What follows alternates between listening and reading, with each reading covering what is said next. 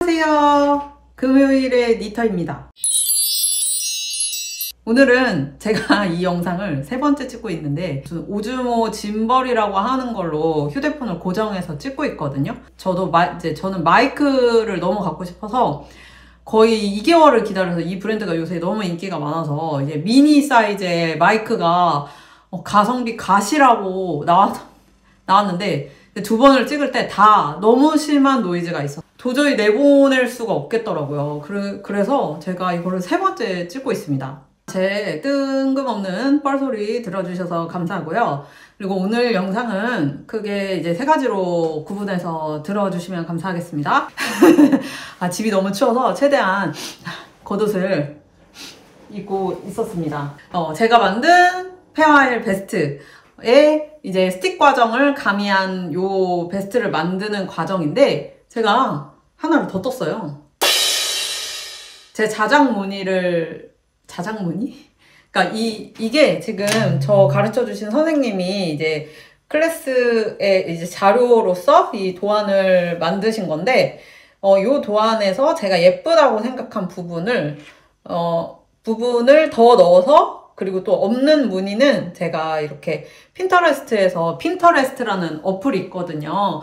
페어아일 패턴 이렇게 검색을 해가지고 그 12칸에 맞춰서 요거를 하나 넣었습니다. 요 무늬가, 요 선생님이 밑에 깔아주신 무늬가 저는 이쁘다고 생각이 돼서 요거를 사이사이 이렇게 넣어줬어요. 네. 첫 번째로 이 스틱이 무엇이냐. 스틱은 이 페어아일 가로배색 무늬를 편하게 뜨기 위한 방법입니다. 여러분 이제 평면 뜨기 아시죠? 겉면 한번 떴다가 뒤집어서 앞면 뜨고, 겉뜨기만 뜨고 싶다라는 생각이 들 때가 있잖아요. 특히나 이렇게 짜잘한 무늬들, 이제 하나의 방법, 이거를 다 원통 뜨기로 뜨는 것이 바로 스틱의 이제 기본 원리입니다. 스틱은 이거 같은 경우는 이제 바텀업으로 올라가는데, 앞판 뒷판 따로 뜨지 않고 원형 뜨기로 해가지고 마치 탑다운 스웨터 뜨듯이 이렇게 해서 올라가다가, 이제 여기가 됐을 때 이제 겨드랑이 부분은 쉼코를 해주고 이제 쭉 떠요. 다시 원통을 뜨는데, 여기가 이제 쉼코를 했으니까 구멍이 나 있잖아요. 그러면 거기를 막코 잡아가지고, 이제 가마코를 저는 잡았거든요. 이제 가마코를 잡아서 아무 일도 없었다는 듯이 이어줍니다. 그러니까 원형이 되겠죠? 그런 식으로 모든 그 구멍이 있을 법한 거를 다 그렇게 원형 뜨기를 해주는 것이 스틱이고, 스틱코 자르기 전 영상을 한번 보여드리겠습니다. 네, 지금 스틱 과정을 한번 촬영해 보았습니다. 이게 아까 완성본이랑은 좀 다르죠? 지금 제가 짚고 있는 부분이 여분의 스틱코입니다.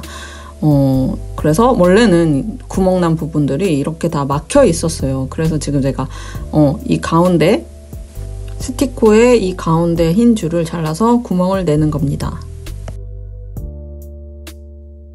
뒤집어 볼 건데요. 앞부분에 그 심코 줬던 부분이 앞목이고, 이 녹색 줄에 있는 게 뒷목이에요. 앞목하고 뒷목이랑 사실은 붙어 있을 줄 알았는데 구멍이 그렇지 않다는 거를 이렇게 자르기 전 모습을 보면 알 수 있죠? 근데 그랬을 때 채로 두 코를 여유를 준다. 가마코를 두 코밖에 안 했다. 그러면은 그 한 코 그 사이를 가위로 자른단 말이에요. 구멍 내야 되니까. 그러면 어떻게 되겠어요? 올이 풀리겠죠? 왜냐면 코와 코 사이를 이어주는 실을 내가 잘라버린 거니까. 그렇기 때문에 가마코는, 스틱코는, 여분의 코는 조금 여유있게 주는 게 좋은 것 같아요. 그래서 선생님께서는 14코를 잡으라고 하셨고, 저는 7코 그 사이에 싱거루프를 잘라서 이렇게 구멍을 냈습니다. 그 스틱코, 여유코들을 이제 잘라버렸으면 이제 7코, 왼쪽, 오른쪽 다 7코가 이렇게 나풀나풀 거릴 거 아니에요. 이게 지금 고무단이 없다 치면. 여기서 이제 원래는 이제 7코가 이렇게 나풀나풀 거렸죠. 그걸 어떻게 했냐면은 말아주는 거예요. 여기가 되게 통통해요. 보면은 통통한 건 이게 지금 세 겹으로 되어 있어서 그래요. 원래는 스틱코가 여기서부터 여기까지 7코로 쫙 펼쳐져 있었는데 걔를 안으로 이렇게 뒤집어 말았거든요. 그리고 만 상태에서 얘를 파란색 실로 이렇게 감침질을 했습니다. 감침질인지 박음질인지 하여튼 뭔가를 했어요. 스틱으로 만든 옷의 단점이라고 해야 되나요? 그런 단점은 요런 만 부분이 오동통해져 있어요. 그래서 그 입었을 때 요런 부분이 좀 오동통해요. 오동통 이렇게 스펀지처럼. 네, 그러면서 이제 두 번째 떴던 이 옷에 제가 좀 실험을 좀 해봤는데요. 여러분들하고 같이 실험 결과를 공유하면 좋을 것 같아서 이제 원본 뜨는 거랑 다른 거를 두 개를 시도를 했는데 뭐냐면은 양손 뜨기로 원래 배색을 했다가 배색실은 왼손으로 잡고 바탕실은 오른손으로 잡았는데 한 손 뜨기로 했습니다. 컨티넨탈 방법, 즉 왼손 뜨기로 저는 양손 뜨기에서 한 손 뜨기로 이렇게 배색 방법을 바꾼 부분이 요 자두색 부분이에요. 밑에 자두색 말고 위에 자두색. 그래서 여러분들이 이걸 비교하면 되게 재밌을 것 같거든요. 근데 제가 이렇게 좀 불편하지만 들어보겠습니다. 짠. 그러면 뭐가 차이가 나는지 보면은 이 왼쪽은 좀 더 자두색, 배색실이 선명하고 굵고 강하게 보이죠. 근데 여기는 5대5로 보입니다. 배색실, 바탕실이. 왜냐면 한 손으로 했기 때문에. 왜냐면 이제 내가 배색실을 할 때는 바탕실을 걸쳐버리고 바탕실을 할 때는 배색실을 걸쳐버립니다. 동등하죠? 그리고 한 손으로 했기 때문에 계속 그냥 같은 테크닉으로 하기 때문에 인지 몰라도 이거는 5대5로 나옵니다. 이 검은색 부분을 이제 다 뜨고 배색실이 원래 이제 왼손으로 강조를 시키니까 너무 시커먼 거예요. 그래가지고 여기는 배색실을 오른손으로 잡아봤습니다. 그러니까 바탕실인 크림색을 더 강조했죠. 아이보리색을. 그랬더니 여러분 이게 같은 무늬예요. 같은 무늬인데 이 정도로 차이가 납니다. 되게 차이가 확연하죠? 그래서 저는 그냥 제가 하고 싶은 실험은 여기 다 해봤다고 보시면 되고요. 앞면에서 보면은 이제 배색실이 정리가 이렇게 여기서 보면은 얘는 이런 식으로 좀 더 깔끔하게 정리가 됐죠. 이거는 양손 배색을 했을 때. 근데 한 손 배색을 하면은 오른손이든 왼손이든 안 쓰는 실은 걸치기 때문에 좀 더 두툴두툴해집니다. 굳이 따지자면 두께가 조금 더 두꺼워진 것 같은 느낌은 들 수 있다. 네. 이제 배색이 A 컬러가 5코가 한 다음에 B 컬러가 다음 한 코가 나오려면 그 5코 사이에서 가운데쯤에 실을 걸어주는 게 좋은 장력 조절에서 중요하잖아요. 배색할 때는. 그런데 이제 여기는 한 코만 해도 그 안 쓰는 실을 다 걸어버립니다. 그러니까 좀 불필요하게 많이 거는 거예요. 장점은 또 있겠죠. 되게 탄탄하겠죠. 절대 흔들리지 않는, 다 걸어버렸으니까. 네, 여러분 이제 배색과 스틱에 대한 얘기를 들으셨죠?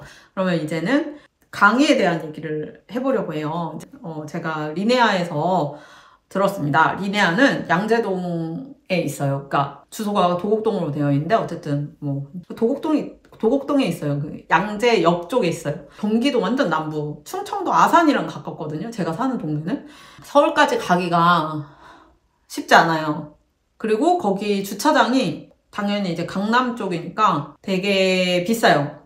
제가 알아봤더니 2시간에 한 16,000원 정도 내야 되는데 2시간 강의이기 때문에 2시간 반은 넉넉하게 잡아야겠죠? 수강료가 싸지 않았거든요? 6주 과정이었는데. 그래서 저는 여기서 광역버스, 제가 이제 시골에서 살아요. 진짜 읍에 살아요. 차를 타고 20분 동안, 15분 동안 이제 광역버스를 탈 수 있는 공원에다가 주차를 하고 이제 나와서 막 걸어가요. 한 5분 동안 걸어가서 오돌오돌 떨면서. 왜냐면 광역버스 1시간에 한 대 오는 거 아시죠? 서울 안에 진입하기 전까지는 정말 빨리 갑니다. 1시간이면 가요. 강남 여기서. 그 타는 과정이 40분이 걸렸을 뿐이지. 제가 20분 동안 그 양재역에서 걸어가지고 리네아를 갔고, 그러면은 이렇게까지 개고생을 해가지고 스틱 과정을 배울 만하냐. 이제 그 얘기는 저의 계속되는 수강 후기에서 한번 들어보시고 판단해 보시면 좋을 것 같습니다. 일단 저는 아는 사람 아무도 없었고, 왜냐면 그 학원 자체가 처음이니까.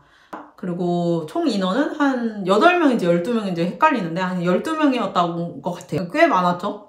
그리고 선생님은 정말 베테랑, 30년 동안 뜨개질을 하셨다는 선생님이셨어요. 지금 보그 강사반을 듣고 있는데 그러면은 저희 공방 선생님은 보그 입문반 강사반을 제가 같은 선생님한테 듣는다고 하면 다른 선생님의 강의를 들을 기회가 사실 많지는 않잖아요. 보그는 장기니까. 그렇게 특강식으로 6주 과정을 통해서 다른 선생님의 강의를 들어보면 또 나름 새롭고 배우는 것도 꽤 많거든요. 그러니까 새로운 선생님한테 각각의 배울 것들이 있는 것 같아요. 저는 이 강의를 통해서 그걸 느꼈고, 그러면 좀 단기 강의에 대해서 좀 기대하는 마음이 생겼어요. 그러니까 저는 앞으로도 가끔은 단기 강좌를 신청할 것 같아요. 거기 다른 수강생분들은 이미 어떠한 그 자격증 반에서 만나가지고 꾸준히 같이 해오신 분들이 2그룹 정도가 있어 보였습니다. 근데 정말 걱정 안 해도 되는 게 6주가 길지 않습니다. 길지 않아요. 너무 바쁘고 한 번 2시간 수업을 듣고 일주일 동안 떠와야 돼요. 그러니까 그 수업을 듣는 동안은 뜨는 게 아니라 이론을 거의 받아들이는 그거거든요. 그러니까 대충 듣는 사람은 없지만 내가 그 부분을 약간 미흡하게 이해하거나 기록하지 않았다 하면은 다음에 숙제를 할 때 약간 그 어려움을 겪게 되거든요. 그래서 정말 바빴어요. 6주 동안 뭐 누가 있는지 누가 말하는지 뭐 그런 거는 신경을 쓸 틈이 없었습니다. 수강생들의 이제 수준에 대해서 한번 말씀드릴 건데요. 저는 이제 코로나 때 처음으로 뜨개 바늘을 접해봤고 코로나 이후로 1년 동안은 코바늘만 그냥 하던 사람이었잖아요. 그러니까 제가 제일 그 중에서 뉴비였던 거는 맞는 것 같아요. 왜냐면은 제가 제일 실수를 많이 했고 선생님도 나중에는 거의 초보한테 말하듯이 이제 저한테 이제 저를 그래도 이제 선생님 잘 이끌었거든요. 제가 수업을 따라갈 때 이제 어려움은 없었어요. 그때 상태에는 입문반이 일단 끝난 수준이었고 그리고 굳이 보그반을 들어가지 않아도 어쨌든 내가 배색을 할 수 있으면 가로 배색, 이거 가로 배색이란 말이에요. 가로 배색을 할 수 있고 내가 도안을 보고 떴고 뭐 그 정도만 해도 충분히 따라갈 수 있는 그런 강의였습니다. 강의에 대한 얘기를 하면요. 강의는 정말 놀라웠어요. 그 선생님께서 단순히 스티코를 잡는 거를 그것만 가르쳐 주신 게 아니라 처음부터 기초코 잡기부터 팁이 들어갑니다. 그리고 가마코에서도 정말 가마코가 뭐 우리가 아는 가마코 말고 다른 게 있나? 뭐 이렇게 생각이 들잖아요.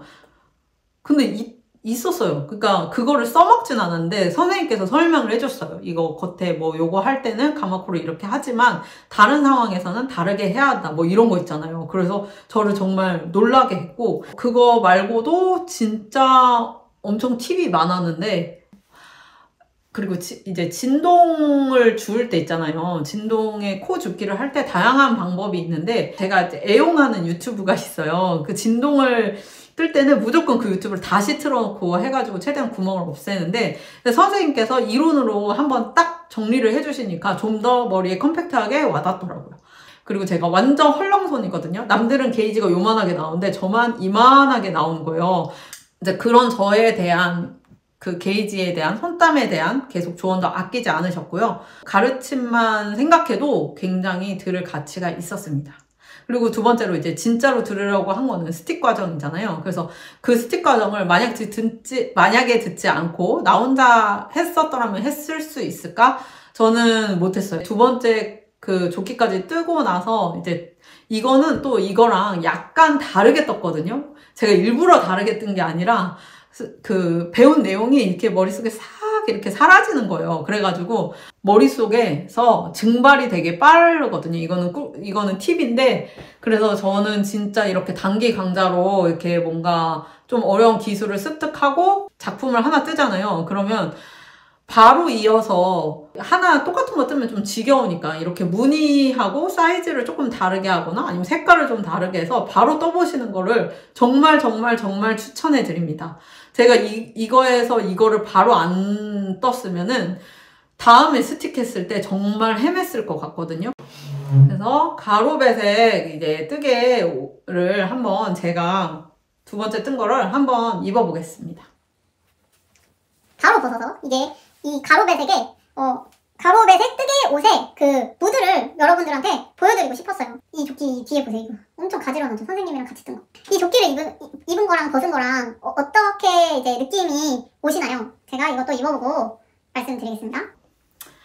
바람공방의 페어아일 니팅 옷을 봐도 이제 그게 이제 페어아일 니팅 무늬가 많으니까, 그리고 제가 뜬 거를 이렇게 보고 입어도 제가 느끼는 이 뜨개 옷, 특히 이 페어아일은 약간 모던함은 아닌 것 같아요. 약간 푸근한 그런 느낌이 있는 것 같아요. 제가 시골에 사니까 시골스럽다라고 해도 되죠. 근데 시골이 얼마나 되게 예쁜지 아세요?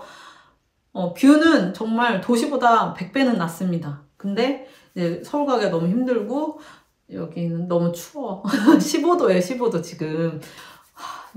그래서 이 옷은 이제 제가 이제 무늬 변형을 한 옷인데, 저는 이렇게 맨투맨에 입고 이 부분을 이렇게 바지 안으로 이렇게 넣어서 그냥 입으려고 하거든요. 뒤에도 보시면 뒤를 이렇게 맨투맨에 집어넣었다고 치고, 이런 무늬가 또 고급스럽기도 하고 좀 좀 따뜻한 느낌이 들기도 하고 시골스러운 목가적인 느낌이 들기도 한다는 게 저의 생각입니다. 뜨개의 매력은 무엇일까 계속 생각을 하다가 이거를 다 뜨고 나니까 그런 생각이 들었어요. 이 페어아일 조끼에서 뜨개의 매력이 뭔지 좀 더 알 것 같다. 제가 지금 도시에서 평생을 살다가 진짜 잠깐 시골로 내려온 거란 말이에요. 여기는 이제 농촌이에요. 다시 도시로 돌아가야 돼요. 그리고 일도 해야 돼요. 그때 느꼈던 그 답답함이 있었어요. 되게 나를 약간 지치게 하는 그런 게 있었어요. 층간소음 때문에 힘들고, 그리고 거기 면적당 인구수가 많잖아요, 도시니까. 그러니까 뭐 지하철이나 교통수단을 이용하면은 사람 틈 속에서 이렇게 있는 거죠. 제가 이제 사무직을 하면서도 상명하복, 그런 조직 문화 힘들었었어요. 그런데 지금 이렇게 저에게 짧게 주어진 이제 시골 생활을 통해서 조금 더 여유를 다시 좀 찾았거든요.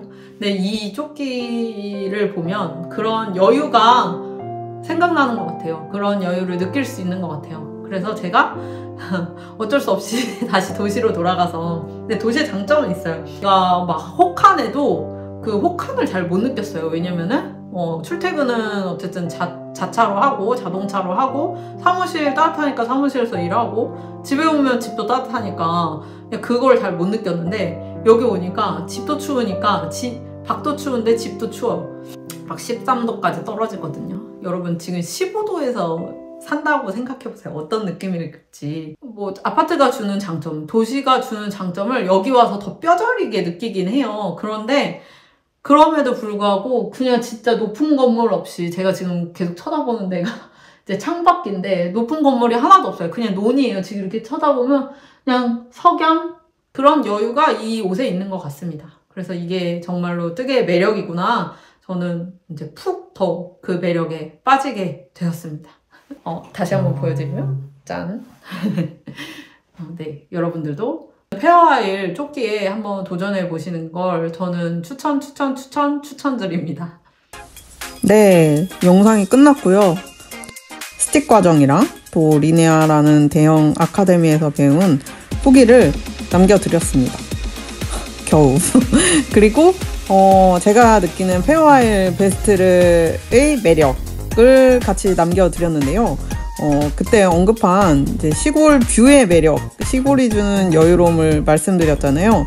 그래서 농번기가 끝나고 이후에 저희 집 전경을 한번 보여드리려고요. 이거 지금 포도나무예요. 포도나무 다 따가지고, 물론 농사가 되게 힘들고 어려운 건 사실이지만 저한테 이런 기회가 주어졌다는 게 감사하고, 도시에 나가더라도 나중에 여기서 만들었던 페어아일 베스트, 그리고 뭐 이런 여유로움이 담긴 듯한 그런 무늬들이 저에게 계속 힘을 줄 것 같습니다. 지금까지 봐주셔서 너무너무 감사합니다. 다음에는 더 재밌는 영상으로 돌아오겠습니다.